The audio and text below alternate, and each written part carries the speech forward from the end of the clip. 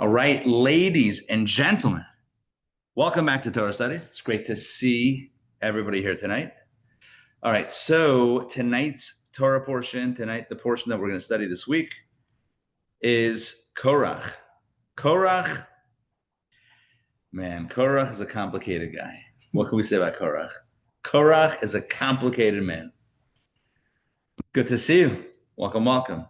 Korach is a guy who's all about machloket. Machloket means division, discord, disharmony, disunity, friction, creating problems. With Korach, it becomes a fight. That's just the way it is. And just strategically place some down there. Thank you. You as well. So basically, the Torah portion picks up. It's the second year after the Exodus, or basically a year after the Exodus. That's kind of the timeline of the Torah portion. And as we read last week, and most people say that this Torah portion is in chronological order with last week's Torah portion. So last week we read about the tragic story of the spies, and how God decreed that the Jewish people will wander in the desert for 40 years. And that's it. Next generation is going in. You guys will die of natural causes, but you're not going to go into the land. All right. Next thing that happens, you would think, well, okay, so fast forward 40 years. Not so fast. We got drama. We got drama. Jews without drama, not happening, right? 40 years, we're going to get ourselves in trouble. In a lot of trouble. I'm going to grab one of these. So what we have here is a failed mutiny, a failed coup. The attempt by some to overthrow the leadership of Moses and Aaron. That is actually what's going on.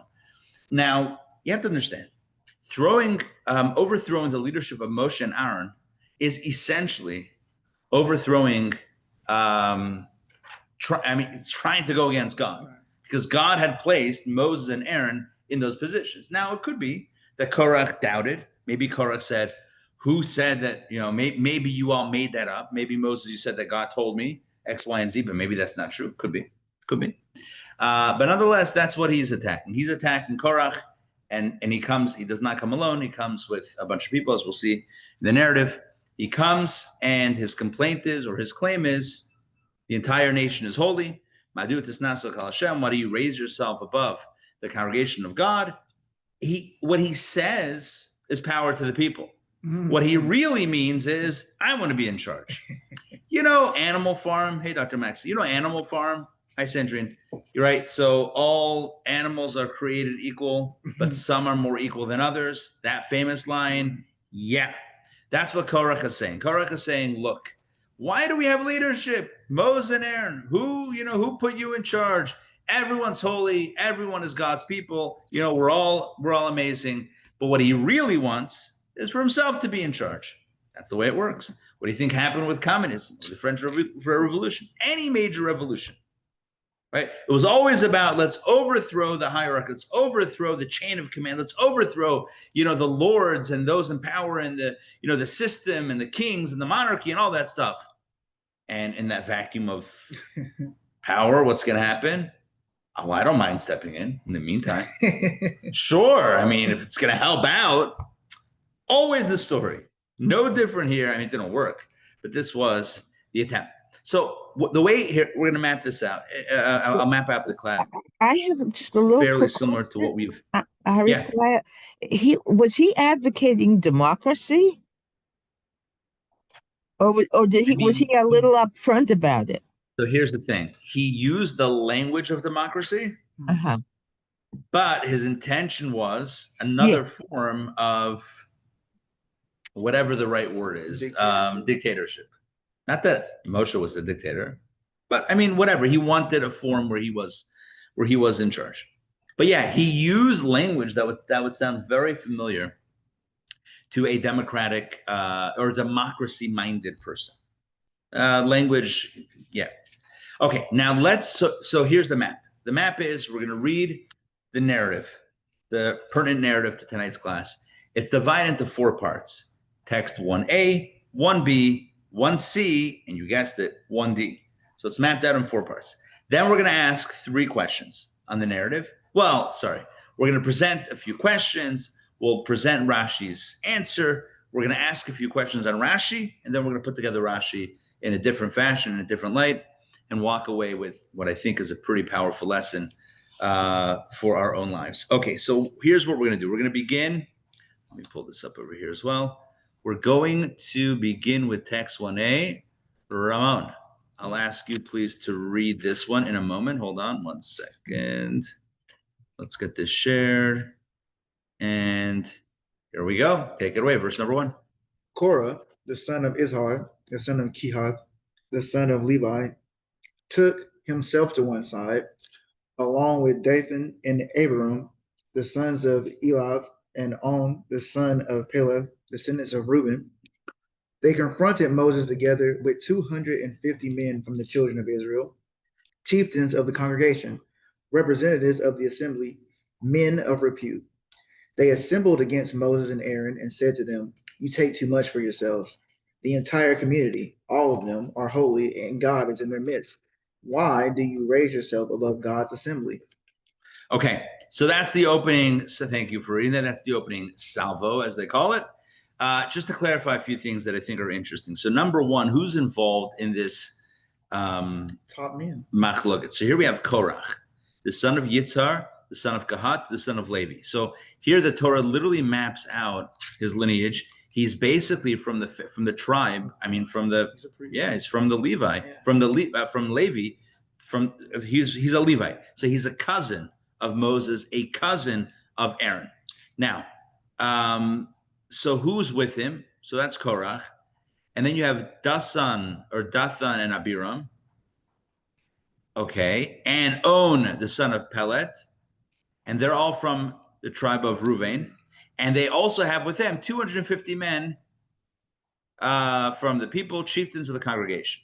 Okay. By the way, in case you're wondering, all of the problems, and I say this as a man, all of the problems happen with men. I'm just saying. All of the people that were complaining consistently, the guys complain. That's why in Jewish tradition, we always say that women have a greater innate, inherent sense of faith. The men are always like, oh, this problem, that problem, this thing. In fact, I didn't mention this last week, but there's a beautiful commentary. I forget who says this, one of the classic commentaries in Torah, that says that what was the mistake that Moses made? That he sent men.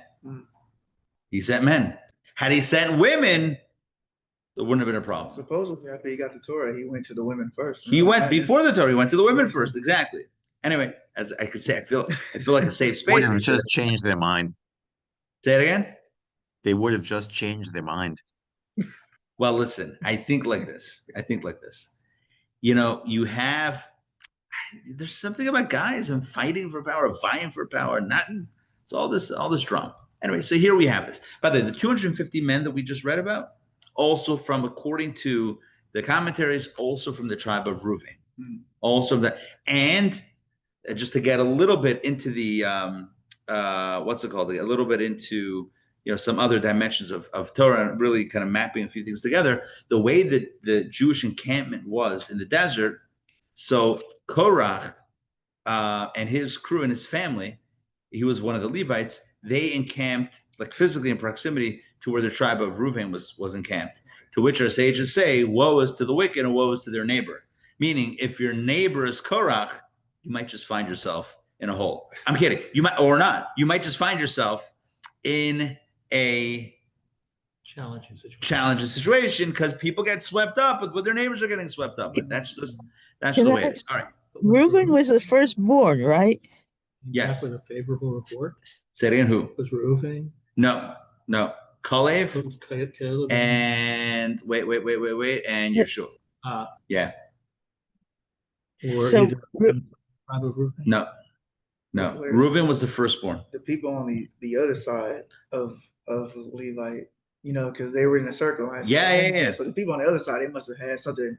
They were fine. No, they were all in the south. Basically, the tabernacle was in the middle. The Mishkan was in the middle. And then you had Levite families in the north, north, south, east, and west.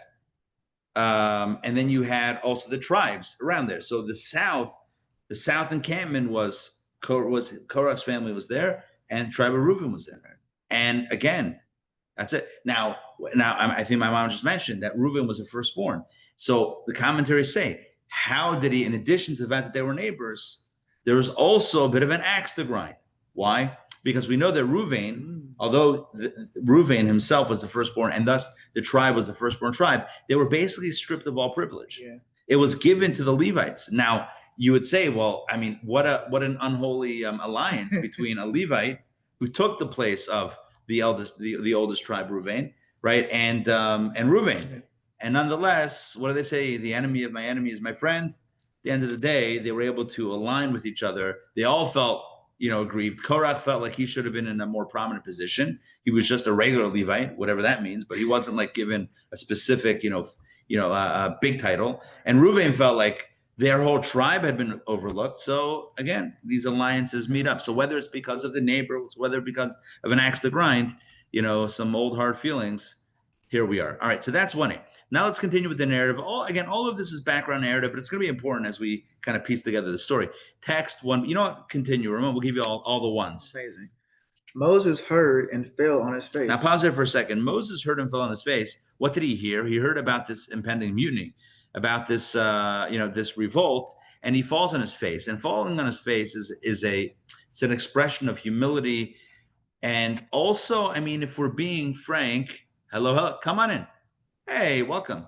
It's also an expression, I would say, of like almost exasperation. Like, you've got to be kidding me. Like, after all we've been through, now this, like, we just had the worst news ever. Hey, Ellen, welcome. We just heard the worst news ever. The worst news ever being that we're now stuck here for 40 years. Now, the next scene is Korach's like, and we're fighting. Like, you got to be kidding me. There's no breaks here. It's no break. Drama after drama. All right, verse 5. Ellen, we're in text, just when you get settled, we're in text 1B, verse number 5. All right, take it away. He spoke to Korah and to all his company, saying, in the morning, God will make known who is his and who is holy, and he will draw them near to him, and the one he chooses, he will draw near to him. This is what you can do, Korah, and all his community. Take for yourselves fire pans, place fire into them, and put incense upon them before God tomorrow. The man whom God will choose is the Holy One. It is you, sons of Levi, who have gone too far. Let's pause here for a moment. Let's just understand the narrative itself before we get into anything deeper. Very basically, what Moshe says. So look, Korach is challenging the authority or the leadership of both Moses and Aaron. So Moshe says, look, it's not me. I didn't appoint myself. God did. And if you want a demonstration, here's what we can do. Y'all can bring fire pans, basically incense. And Aaron will also. And we'll see who God wants. Why do you think he chose this method? Why do you think? What do we know historically about incense? Bringing incense that's uncalled for or unwarranted. You remember what happened previously? Remember what happened a book ago on the day of the inauguration of the Mishkan? Remember the two sons of Aaron himself, Nadav and Abihu? They brought an offering that they were not asked to bring. The sons of Aaron, it wasn't a mutiny, but they brought an offering of a fire pan of incense that they were not requested to bring. And what happened? Instant death. You know why Moses is saying to these, listen, you want to do this? Let's roll out the incense, trying to get them to stop. Because what's at stake is nothing short of life and death. Are you sure that he didn't appoint us? Are you sure that you want to be in charge? Are you willing to risk your life for this? I mean, the short answer is yes, and they paid the ultimate price because the people that brought the fire pans, Korach got swallowed by a fire, swallowed by the earth. But the 250 men, sorry for spoiling the story, the 250 men that brought the fire pan offering, they, just like Nadav and Abihu, they lost their lives through a fire. So one thing I kind of noticed is like, and I assume that it's kind of what you said at the beginning, where it's like, well, this mutiny constitutes trying to overthrow God's order. Yeah. I noticed that it seems like there's an immediate escalation on Moses' side. Like, it's like, no, we're gonna take going all the way for that. Yeah. Good. So I think you're asking a good question. In other words, why doesn't Moses say, guys, come on, take it easy, like let's flip a coin, and like if it lands head, that means obviously God chose me. Why does he escalate it?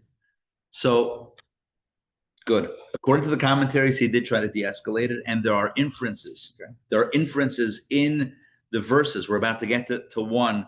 I believe in text 1c. The next text, we'll see an attempt to de-escalate. I try to address that question with what I try to preempt it a little bit by saying I think Moses was trying to scare them down. That makes sense. And be like, all right, we could deal with this and have a whole back and forth and write letters and whatever to each other, or we can just say, I mean, do you really want to go all the way? Fire pan contest. You want to roll the dice? I mean, you really think that God wants you in charge? I mean, okay, you want to put your life on the line for that? Okay, I mean, that sounds kind of crazy. Well, the old-fashioned duel.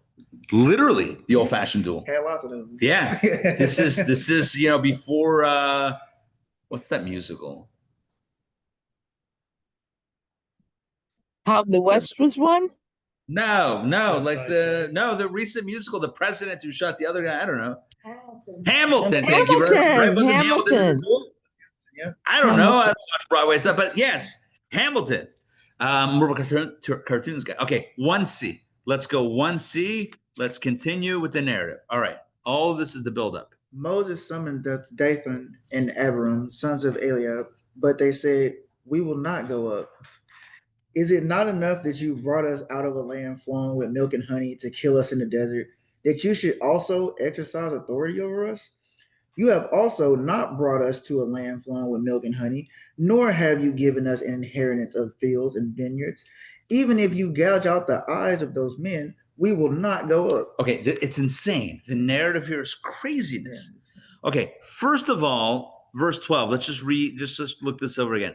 Moses summons Dathan and Abiram, sons of Eliab, but they said we will not go up. Basically, he sends a message saying, let's have a conversation before this escalates. So I know he did throw down the gauntlet with the fire pan situation, but here he does attempt some diplomacy. And they said, we're not even going to show up. We're not going to show up to this meeting. And look what they said.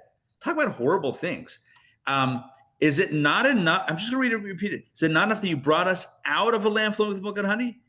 You know what that means? What's the land flowing with milk and honey that they were brought out of? Egypt.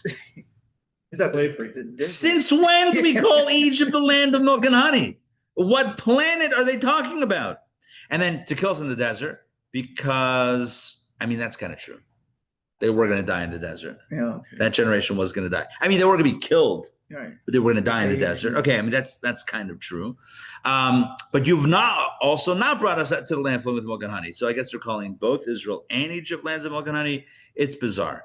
Dathan and Abiram, and I'm going to get into a little bit of the history, because this should be a Broadway play. Moses, Dathan, and Abiram is literally just a wild drama. We're going to get into that in a moment. All right. So even if you gouge out the eyes of those men, I think that was like a euphemism for themselves. Like, even if you poke at our eyes, we're not going to go up, meaning we're not with you. Not going to happen. Never is going to happen. Okay. Yeah. This is almost like a replay of this past week in the Middle East. Very close. With Iran. Yeah. With like diplomacy, no diplomacy. We're not going to show up. Really? Even to the point of where everything's going to be destroyed? Sure. Okay. Well, there you go. Yeah. When they say we're not going to go up, where are they not going to go up to? They're not going to go to a meeting. Moses summoned Dathan and Abiram, but they said we will not go up. We're not. This was their whole diatribe. Verse 12 through 14 is not even to show up to a meeting. That's what that is. 3 verses, not to show up to a conversation. Crazy. All right. We're going to fast forward a few verses. Text 1D is now. Wait. Hold on. Let me set this up. So basically, Moses challenged them to a contest, the fire pan contest, where they were not going to make it, and that was pretty obvious to everyone involved, other than them, I guess. Then Moses tried to have a conversation, negotiation, diplomacy, whatever. That failed. So then God gets so incensed, no pun intended, that he tells Moshe that he is going to wipe out like the entire congregation. Oh boy. Because at this point there was Korach, Dathan and Abiram, On ben Peleth, and then you also had the 250 men, but you also had, Was he going to use B2s? well, but you also had sympathy from the people. The people, a lot of people on the sidelines were like, people like drama. So they were kind of in it for the drama. And so God says, I think I'm just going to take everyone. This is nuts. So Moses prays to God and he says, no. You can't wipe out the entire congregation just because of one guy. He says, because of one guy, meaning Korach. So God says, fine. So then I'm only going to destroy Korach and his crew. It's called the Adas Korach, the congregation of Korach. Those are the ones that I'm going to take out. And at that point, God says to Moses, let the folks know that are I mentioned that people were kind of like, eating popcorn and watching. I don't mean that literally, but they were, kind of like, what's going to happen? So God says to Moses, tell the people around there, move away, right? Clear the area. Very similar to literally Evacuate the area because stuff, right? The earth is going to open up. It's going to happen. Very similar, right? And that's the command that Moses given, and that's what we're going to see in text 1D, and we'll see what Moses does with that commandment. Take it away, please. Speak to the congregation and say, withdraw from the dwelling of Korach, Dathan, and Abiram. And Moses arose and went to Dathan and Abiram, and the elders of Israel followed him. He spoke to the congregation, saying, please remove yourselves from the tent of these wicked men, and do not touch anything of theirs, lest you perish because of all their sins. All right, so basically, verse 24, God says to Moses to tell the people, you move away, evacuate. Moses goes over there and tells the people, evacuate, because you don't want to get too close. Now, the commentaries point out, and I guess we could do this more of like an interactive thing, but let's just jump in. There is a verse that seems a little bit strange here, verse 25. Why is verse 25 strange? Because if you look at 24, God tells Moses specifically to speak to the congregation. He's telling the people to evacuate. But what does Moses do? It says Moses arose and went to Dathan and Abiram, and the elders followed him. So that's a little strange because he wasn't told to go to them. He was told to go to the people. And indeed, in verse 26, he speaks to the congregation. We don't have any more mention of Dathan and Abiram. So verse 25 is a little bit strange because it almost shouldn't be there, and it doesn't even tell us what he did when he went there. So it seems a little bit bizarre. And indeed, the commentaries, it's not my question. It's a classic question all the commentaries ask. And we have one articulation of this in text 2a. Ellen, are you up to reading text 2a? Yeah. All right. I was going to say, is it possible he did it because he did?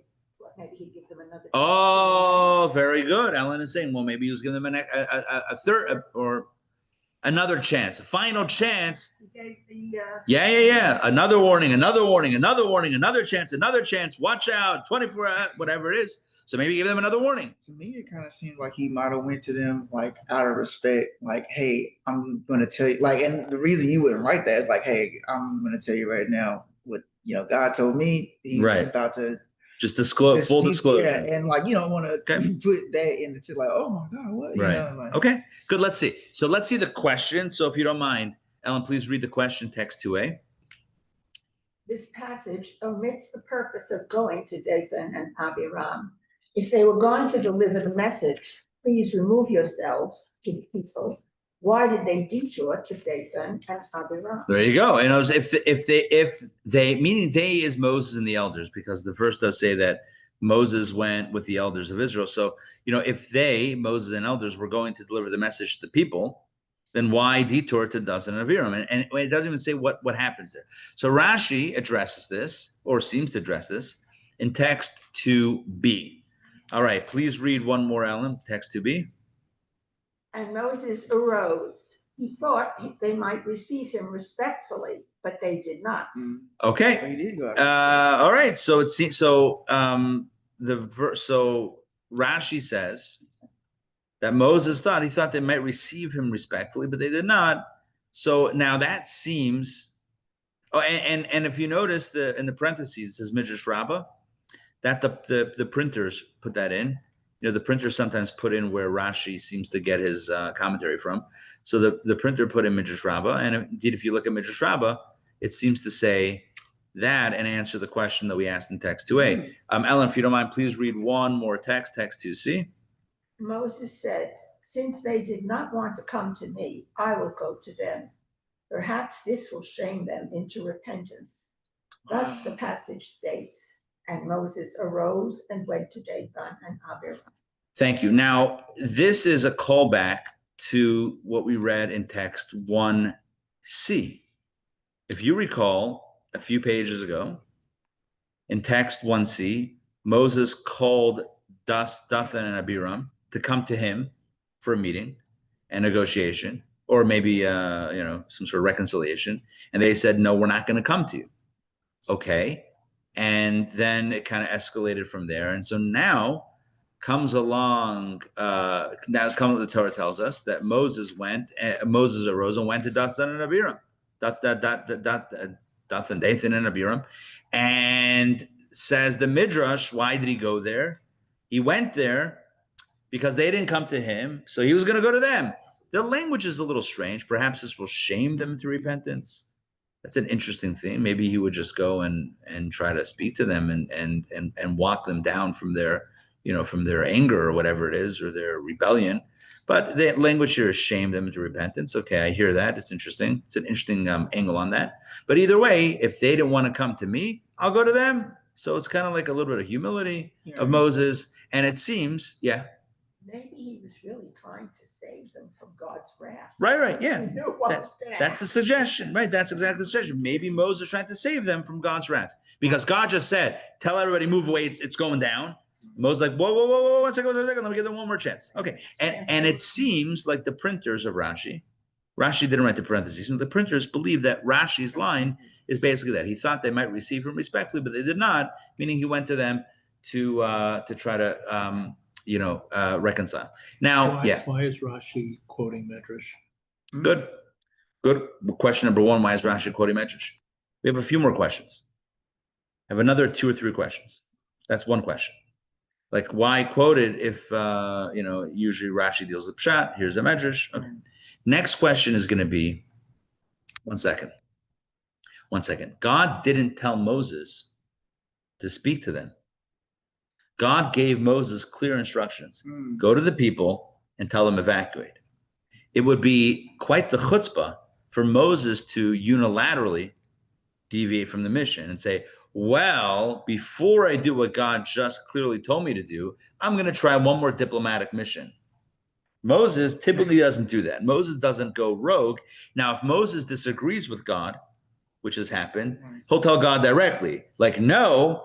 I mean, they even had that dialogue about destroying the entire people versus just, those that were sinning in this situation. Would that be a flashback to Sodom and Gomorrah where they kept negotiating down, trying to save? Sure. So let Moses speak to God and continue to negotiate. Sure. But for the negotiation to end and Moses almost to kind of acquiesce. And then God says, all right, but now tell the people to move away. And Moses like, okay. And then he goes and does this and goes rogue and goes back to Dathan and Abiram and tries to say, guys, really, you got to go or you got to repent because that's not a thing that Moses would. It seems a little weird. I know the Medrash says that, but it seems a little hard to believe that Moses would on his own act, in a way that goes against God's instructions. If it did happen that way, the thing that strikes me about this is that it really shows what a leader, like a real leader Moses is. And because they're like, oh, you just want to be in this higher place. Moses is like, and in terms of, I'm going to shame them into repentance. It's like, what if they saw that someone like me, they think is this leader, I'll come to you. I'll lower myself to you and I'll try to help you. Even though you think that I'm this bad guy. Right. I think that would shame someone into repentance. Good. I like that. And there's another question we have. Another question we have is, I think this is along the lines of what you asked. Why is Rashi quoting a Medrash? The truth is, verse 25 we said was superfluous, but at second glance, it's actually not superfluous at all. Take a look back at text 1d. And let me walk you through this in a way that maybe Rashi didn't have to say anything. Okay, first, verse 24. God says to Moses, tell the people, evacuate. We're just going to paraphrase it with that. But if you look specifically at what he says, withdraw from the dwelling of Korach, Dathan, and Abiram, meaning that's the area to evacuate from. So verse 25, when it says that Moses arose and went to Dathan and Abiram, that makes sense. Maybe it does not mean that he went to them specifically, but he went to the area of Dathan and Abiram, i.e. their tent or their dwelling place. And the elders followed him and then spoke to the people who were congregated there, because we said that people were kind of waiting to see what was going to happen.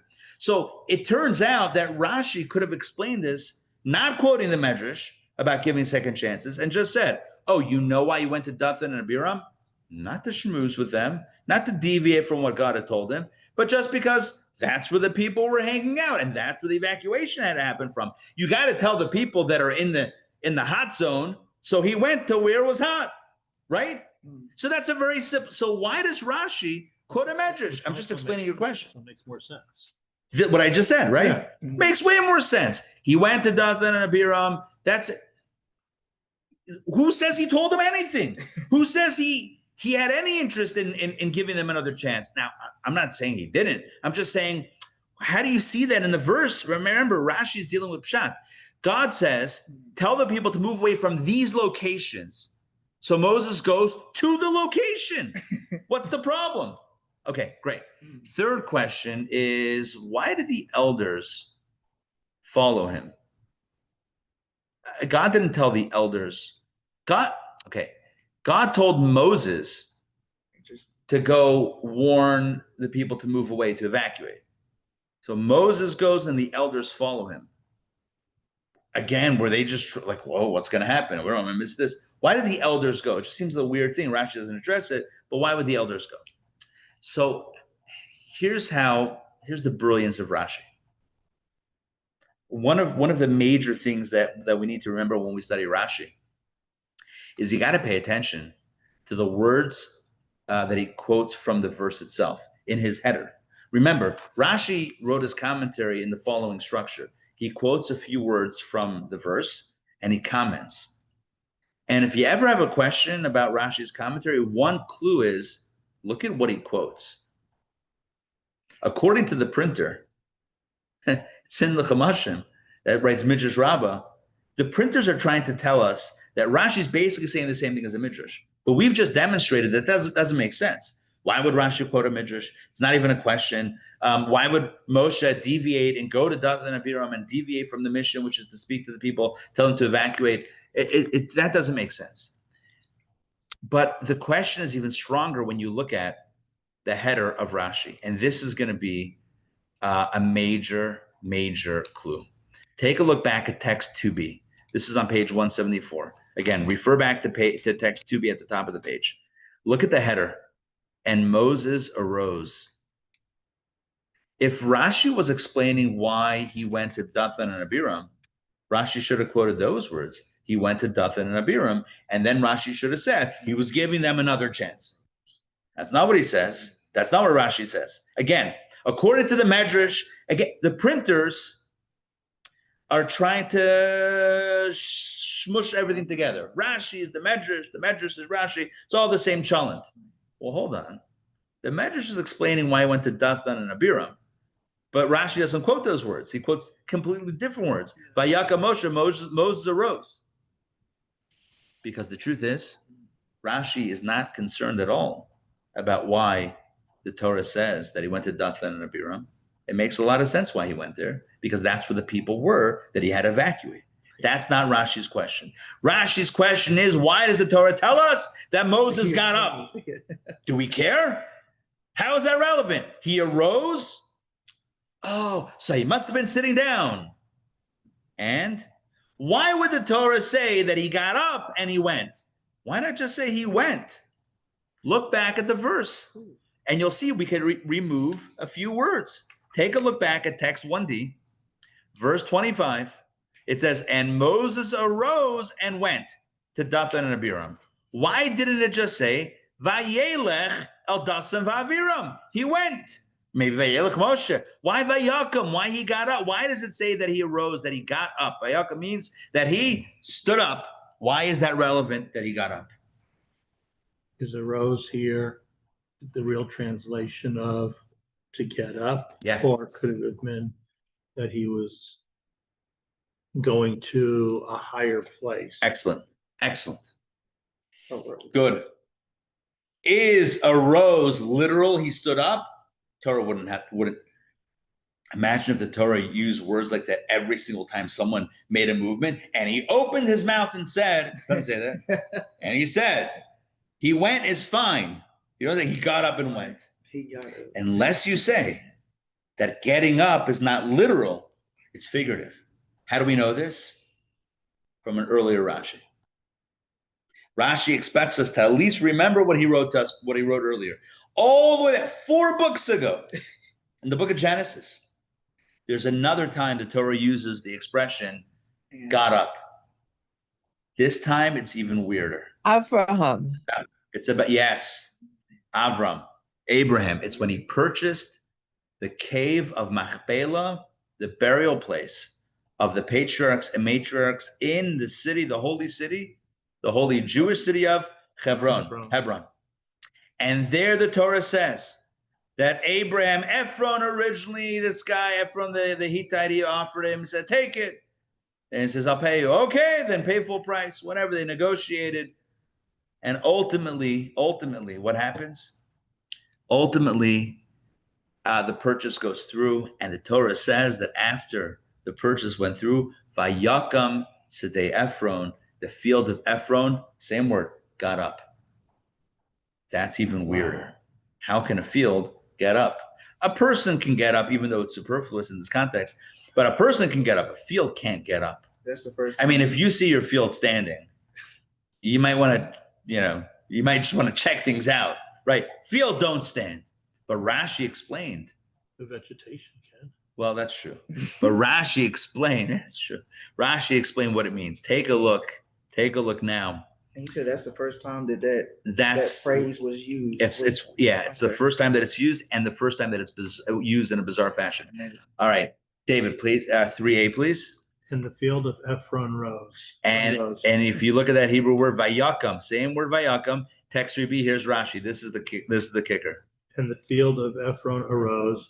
It experienced an elevation for it transferred from the possession of an ordinary person to a king. Listen to this. Rashi explains why the weird language that the field arose.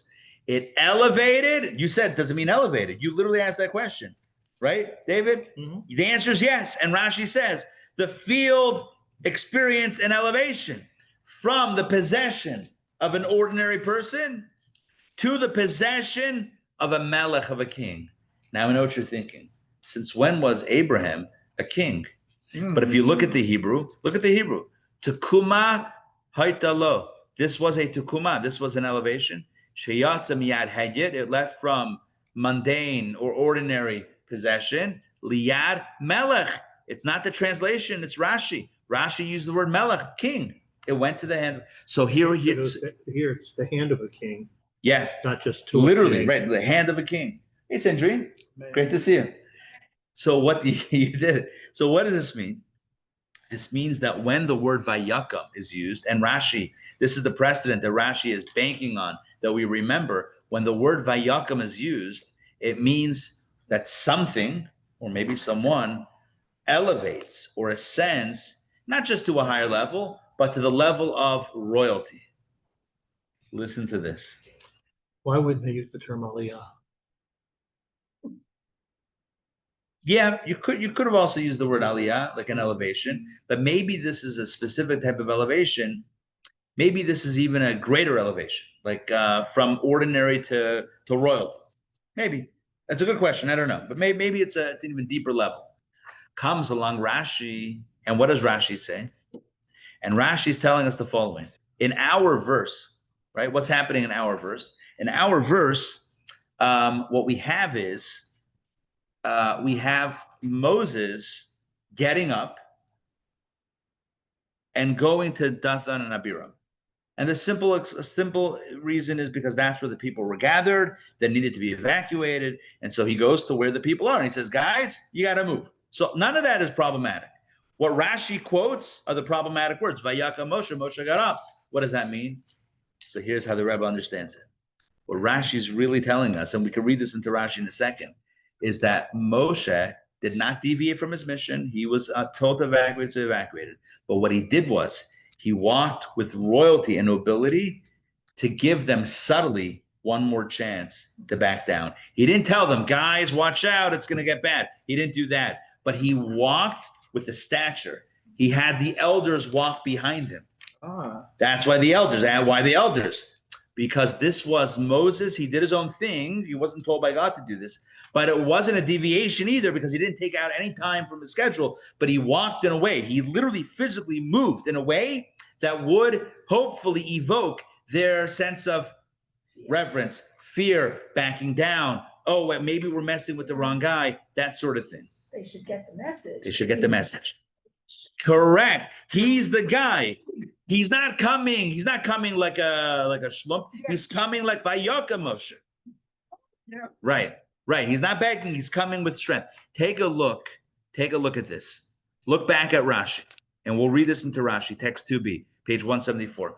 And Moses arose. Remember, Rashi's question is not why did he go to Dathan and Abiram, because that's where the people were. The question is why it says that Moshe rose. And so Rashi, banking on the fact that we'll remember that rising up means an elevation in stature, Rashi says he thought that by elevating or approaching them with the stature, approaching the area, the vicinity, with an entourage, with the stature, that they might receive him respectfully. That's why I use the word respectfully. Otherwise, why respect?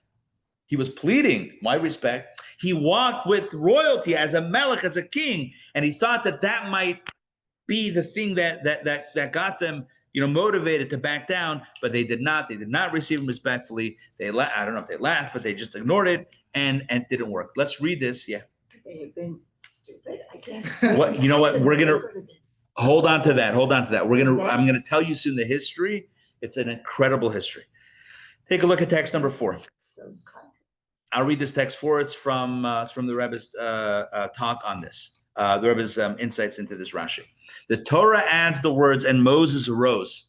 And everything we're about to read is what I told you outside, but now let's read it inside. The Torah adds the words, and Moses arose, to inform us that this wasn't an ordinary walk to the tents of Dathan and Abiram. It was in a manner of, and Moses arose. He experienced an elevation. Quoting, that's the previous Rashi in Bereshis. He walked like a king. Look what he says. Look what the Rebbe says. He walked like a king. Because remember that elevation means specifically royalty. He walked like a king, exalted above the nation, to project an aura of majesty and honor. And he intended to inspire Dathan and Abiram to receive him respectfully. This also explains why the Torah informs us that the elders of Israel followed him. Why did they accompany Moses if he did not instruct them to? Also, why does the Torah inform us of this point? It is to emphasize that he walked in an elevated manner as the king and leader of the Jewish nation. Therefore, the elders followed him. When a king walks, there's an entourage. So Moses, in a last-ditch effort to inspire the turnaround of Dathan and Abiram, what does he do? He walks differently. He was not allowed to tell them anything because God had said, it's over. Tell the people, move. God had already signed, sealed, delivered the decree. This wasn't negotiation time. That was over. God had said, we're done. We're done. Tell the people, move, because it's happening. But even in that last moment, not 11th hour, 12th hour, Moses walks differently, or he approaches differently. Maybe even the physical movement that he's doing might inspire them. That was his hope. That was his hope. Day 61. Yeah, day 60. Text 5. I'm going to continue reading. This also, Moses going to Dathan and Abiram did not violate his instruction to convey the message, remove yourselves, etc. Because Moses did not go to Dathan and Abiram intending to talk to them about repentance or persuade them in any other way. He hoped that his mere approach in an elevated fashion, like a king, would have a humbling and nullifying effect on them, but they would respond on their own by receiving him respectfully. It did not work, and it ended for them, Dathan and Abiram, and the people, the other 250 men, and Korach, in tragedy. I want to share with you now the background and understand why this is so incredible. How Moses, even in the 12th hour, not 11th hour, even in the approach, it's almost like it's evocative. The Rebbe doesn't make this connection, but to me, there's the flood. The Torah says, I forget the language, that there was God God said he's going to destroy the world, bring a flood. He tells Noah, build an ark. And then as it brings the flood, the Torah uses the language, geshem, rain. And Rashi there explains that even as the flood began, it only began as a rain, which means that even as the punishment began, it began in a way that it could still be walked back. It's still possible to repent. Had even in the 12th hour, even once it started, had they said, oh no, we messed up, it would have ended like a regular rain. He didn't bring the flood immediately. It's almost like, again, the Rebbe doesn't connect it. I don't think the Rebbe connected it. At least I learned the insight inside in the original. I didn't see it there. But I'm now thinking as I'm talking, it's almost like this. It's happening. It's going down. You're not stopping it. But maybe there's still a way to stop it. Maybe even in the 12th hour, even just the way he shows up, if even in that, and that means that's how much he cared about them. Yeah. But to understand why that's such a wild thing, let's understand the history of Dathan and Abiram.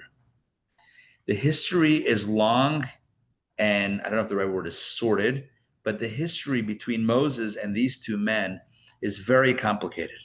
And I want to take you back to a few episodes in Torah, the way the commentaries, the Midrashim, the Talmud fills in the stories. If you recall, one of the first things we know about Moses, other than being born and being hidden by his mother and then being put in a basket on the Nile River and being rescued, that's all stuff that happened to him. But the first thing that we know about something that he does is the Torah says that he went to check on his brothers. And he sees an Egyptian taskmaster beating a Jewish man. The question is why? Why is this Egyptian beating this Jew? And you might say, well, why not? Because he was the taskmaster and this guy was a slave, so he was beating him. The commentaries, the rabbis, the sages give a completely different story. Here's what happened. The Jew was one of the Jewish taskmasters. Basically, the Egyptians set up a system where every X number of Jewish slaves, they had a Jewish manager on top. And every X number of Jewish managers, they had an Egyptian manager of the Jewish managers. That's how it was organized. It was basically like the Nazis did. They had capos. They had Jewish. Correct. Yeah. Correct. Not different from the capos where the Germans made Jews. Correct. That's adds, it's just horror, insult, injury, whatever the expression is, just horror to the horror. So this guy, the Egyptian taskmaster had the Jewish taskmaster out in the field and worked very hard, and he had him work at night one night, and secretly the Egyptian goes into this man's tent and is with this guy's wife. Are you with me? This is what happens. The Egyptian is with this Jewish man's wife. Okay? The next day, the Egyptian is now, I don't know whether it's guilt or try to cover it up, whatever. He's now beating this Jew. The Jew was a taskmaster. He's beating him up. Who is this guy? Dathan. When Moses came and killed the Egyptian, whose life did he save? This guy, Dathan, one of the dynamic duo. But wait, it gets even worse. The next day it says Moses went out and he saw two Jews fighting. And he said, why are you fighting with your wicked one? Why are you striking your fellow? Why are you going to hit your fellow? And what happens? The next thing you know, these two guys snitch on Moses for hitting. They don't like that he told them off, so they snitch on him for killing the Egyptian the day before. You ready for this? Do you know who the other guy was that he was fighting with? So who were these two guys who were fighting? Dathan and Abiram. Who was Abiram? He was the brother of the wife of Dathan. They were brother-in-laws. Listen to this. After the story, after his wife had been with the Egyptian guy, not willingly, etc., Dathan said, I'm going to divorce my wife, nonetheless. To which the brother-in-law said, how do you just get rid of her like that? That's what they were fighting about. That was the fight. And so Moses comes in and stops the fight. But do they say thank you? No, they throw him under the bus. These are the guys There's a story of there was once a Hasidic Rebbe that did someone a favor. And after he did a big favor, like really rescued some guy from real trouble. I don't know, a Hasidic Rebbe, a rabbi, and afterwards, when the guy said thank you, he said, listen, you don't have to say thank you. Just whenever you throw stones at me, at some point later on, just throw pebbles instead of big stones. Because here's the way it is. Typically, when you help somebody, they will always look to find something wrong. Why is it human nature? No one wants to feel dependent or necessary. So what do? Psychologically, even if they don't realize, you try to tear down the guy. Amazing. Why? Because then I don't owe you anything.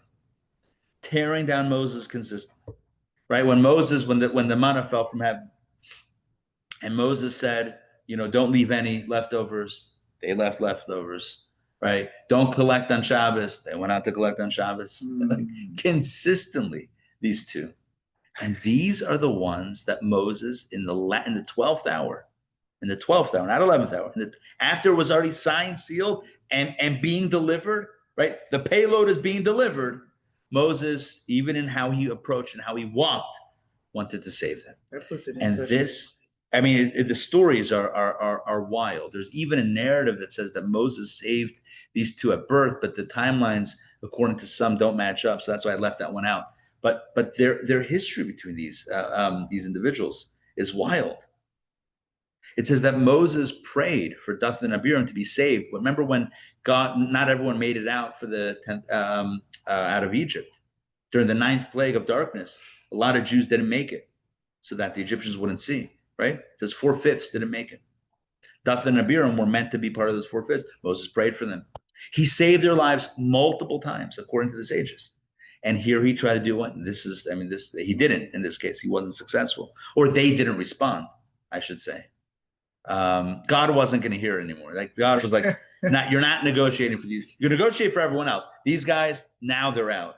So Moses says, all right, so I'm not going to change God's mind on this. But maybe if I show up and walk a certain way. This teaches us a profound lesson akin to what you mentioned before. The lesson is the extent that we need to go out of our way to be there for someone in need. Even if they don't like us, even if they've tried to take us down, it doesn't make a difference. If someone's in need, we got to be there for them.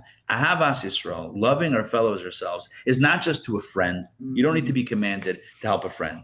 That's normal. You don't need to be commanded to help someone you love. That's normal.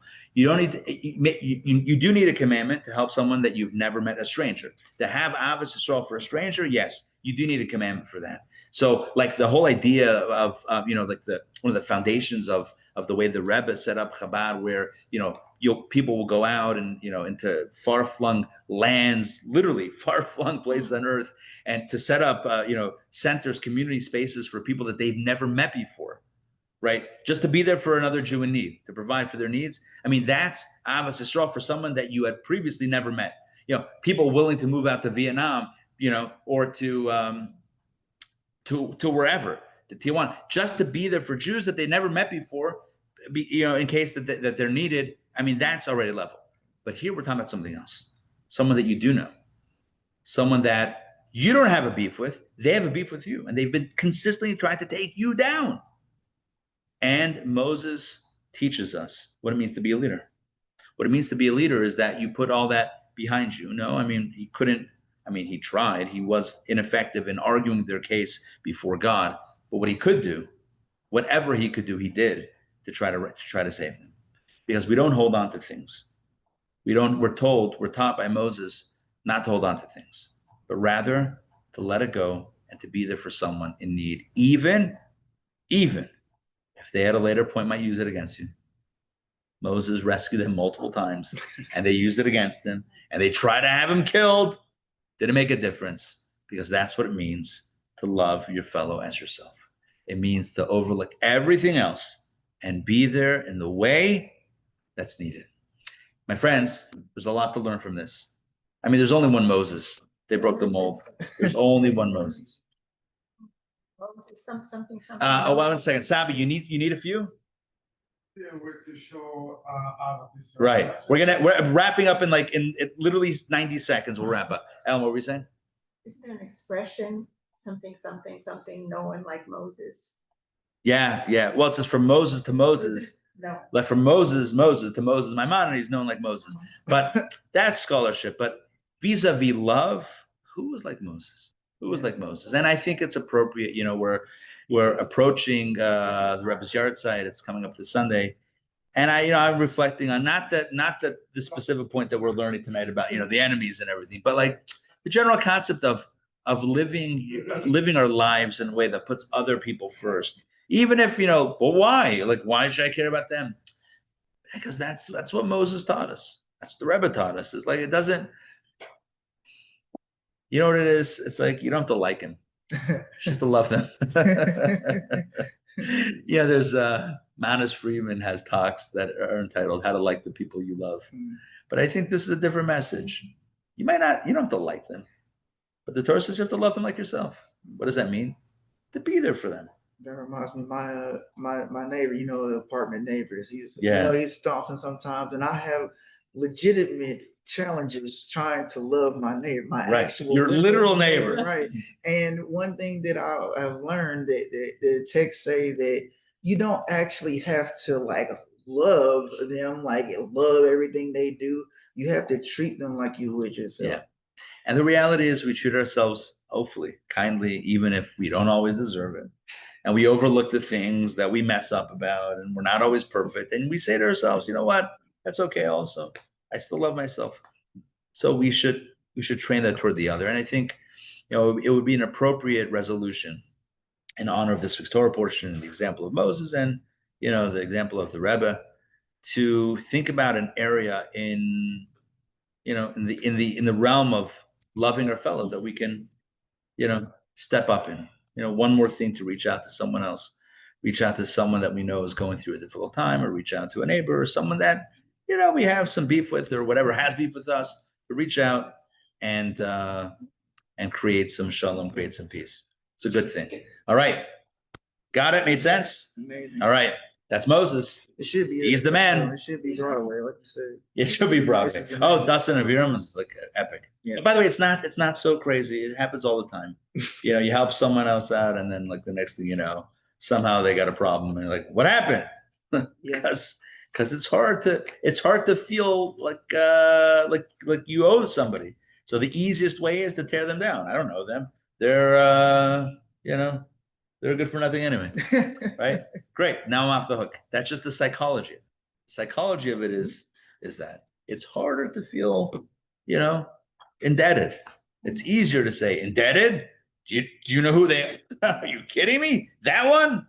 So you just take them down. And to Moses' But that's not point, like when you come to the camps with the elders behind, like that's probably not something that happens a whole lot that you don't know. So when you see it, you have to be like, oh my gosh, what is? I'm wondering, because I learned the original talk that the Rebbe, and then obviously tonight's class also I repeated it. I shared it. I'm wondering, like, Moses got up, and the Rebbe says it means he got up in a royal fashion, and I'm thinking, was it his way? Was he strutting? Like, I mean, the entourage was the entourage. Maybe he didn't know. But like, what was different? Did he usually wear certain clothing and he wore different clothing? Right. Did he wear different clothing? I was trying to picture it. Like, what exactly does that mean? Like, what did he look like? Or did he have an aura about him? Yeah. Did he just carry himself with a different demeanor? Did he typically walk in a more humble way, but here he walked in a more, that way to try to evoke something within them? Maybe all of the above. Yeah. I don't know. It would be interesting to find out more details. You can see anyone when they're walking casually or when they're walking to deliver some news with purpose. Exactly. Yeah. Oh yeah, maybe walking with purpose. When sometimes some current events, when they walk into a press conference, that something big is about to be announced. Like you can tell, it's not just an update, but it's a real deal. It's maybe he took his staff, his right, not his staff, but his staff. No, his physical. His staff and his staff. Huh? Shabbat, are you supposed to walk differently? Yeah, I guess. Shabbat's supposed to walk with a little bit more joy and pride and whatever. But it seems like, again, Vayaka Moshe, he got up from what? From his normal way of his normal, typical demeanor. Interesting. It's very interesting. It's very interesting. But they didn't heed the call. That's the unfortunate thing. What are you going to do? It ended in tragedy. Yeah, Ellen. Today, did you make up India or any other sanctuary? Other sanctuary. Yeah, it's starting right now. You gonna say Kaddish? Yeah. Yeah. Good to see you, Ellen. All right. We'll close it up. We'll see if they still need a minion. That's also Ahavas Yisrael. There's a lot of sushi here. And Looks like your next group's pretty sparse. they're coming out. We're coming out. Maybe they got pulled into the minion. Yeah. How big are those platters? These are 100 piece platters, and I have 2 of them. We have 200 pieces of sushi. Each one is 100 pieces. Okay, I want some. By the time it gets to you, it's not going to be, unfortunately. You must be the biggest customer they've got. Yeah, You buy a lot of food every week. I do. Well, between all the different, this I got from Kroger right here. Between all the things, yeah, there's a lot of food happening. Baruch Hashem. Listen, you can't learn on an empty stomach. That doesn't work. All right, Amy, Mom, Kay, Dr. David, Dr. Maxie, Danny, Catherine, Susan.